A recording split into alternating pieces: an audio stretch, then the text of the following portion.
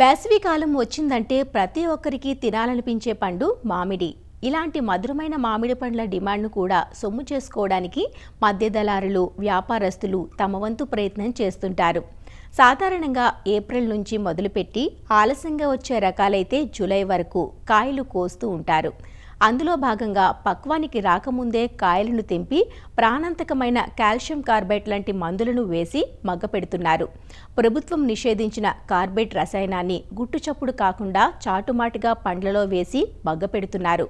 అలా మగ్గిన పండ్లను తినడం వల్ల అనారోగ్య సమస్యలు, క్యాన్సర్ వంటి ప్రాణాంతక వ్యాధులు కూడా తలెత్తే ప్రమాదం ఉంటుంది.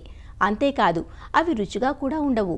అదే పక్వానికి వచ్చిన పండ్లను కోసుకొని సహజ సిద్ధ పద్ధతుల్లో గాని, ఒకవేళ రసాయనాలు వాడినట్లయితే సురక్షితమైన పద్ధతుల్లో గాని మాగించినట్లయితే పండ్లు మధురంగా ఉండడమే కాదు, ఆరోగ్యానికి ఎలాంటి హాని చేయవంటూ మామిడికాయల మాగవేత గురించి తెలియజేస్తున్నారు శ్రీ కొండా లక్ష్మణ్ ఉద్యాన విశ్వవిద్యాలయం director of research doctor Kiran Kumar. వేసవి కాలం వచ్చిందనంటే అందరికీ బాగా ఇష్టమైన పండు మామిడి పండు. అందరూ తినే పండు అది. ఇటీవల కాలంలో నాణ్యమైన పండ్లు తినడంలో దొరకటంలో కూడా చాలామంది ఇబ్బంది పడుతున్నారు. ఇది కారణాలు ఏంటంటే, ఒకటి కాయ కోత. తయారు కాని కాయ గనక కోసి మాగబెట్టినట్లయితే కృత్రిమంగా అది సరిగ్గా పండదు. దాంట్లో రావాల్సిన తీపిదనము ఇవన్నీ కూడా రావు. క్వాలిటీ అనేది రాదు. అది రాక కాయలు పులుపుగా ఉండటము, పచ్చికాయలు పైన పసుపు రంగుకు మారటం, లోపల తెల్లగా ఉండటము, ఇలా ఉండేసరికి అసలైన క్వాలిటీ తోటి కాయలు తినలేక ఇబ్బంది పడుతున్నారు అందరూ కూడా. అయితే దీనికి ఖచ్చితంగా మనం చూసుకోవాల్సింది ఏంటంటే, కాయ మొత్తం తయారయ్యి కాయ కనుక కోసినట్లయితే సొన కారకుండా మామూలుగా బొట్లుగా పడినట్లయితే అది పూర్తిగా తయారైనట్లు మనం గమనించవచ్చు.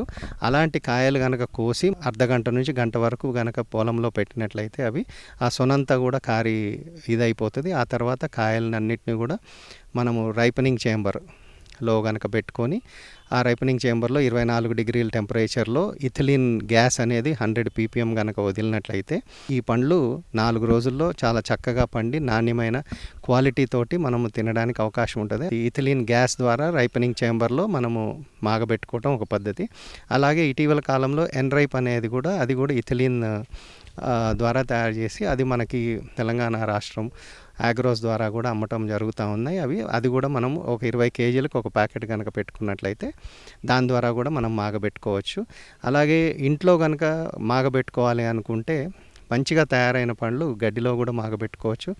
అలాగే ఈ ఇథిలిన్ అనే గ్యాస్ని చిన్న రూమ్లో కూడా మనం పెట్టి కూడా మాగబెట్టుకోవచ్చు. అయితే ఇంట్లోకి అయితే ఖచ్చితంగా ఈ ప్యాకెట్లు అయితే చాలా అనుకూలమైనవి. ఎన్రైప్ అనే ప్యాకెట్లు దొరుకుతున్నాయి. అలాంటివి పెట్టి కూడా మనం FSSAI వాళ్ళు కూడా దీన్ని ఆమోదించారు. అలాగే మన తెలంగాణ రాష్ట్రం కూడా ఆమోదించింది.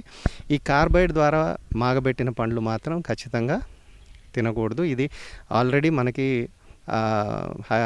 కోర్టు, అలాగే మన రాష్ట్రాలు, అలాగే దేశం కూడా అన్ని చోట్ల కూడా దీన్ని వాడొద్దు అనేసి ఖచ్చితంగా చెప్తున్నారు. కాబట్టి మనము ఈ కార్బైడ్ అనేది కూడా వాడకుండా చూసుకోవాలని కోరుకుంటున్నాను.